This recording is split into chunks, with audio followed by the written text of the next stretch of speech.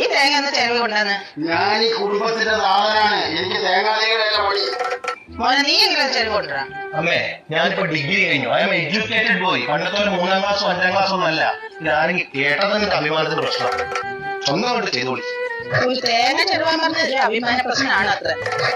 ഞാൻ തന്നെ ചെലവിക്കോളാം. കാലത്തിന്റെ ഒരു പോകെ.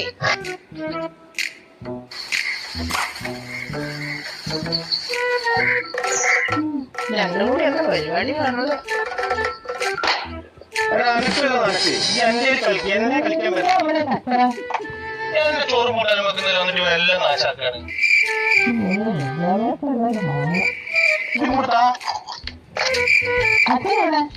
മറ്റൊരാളുണ്ട്.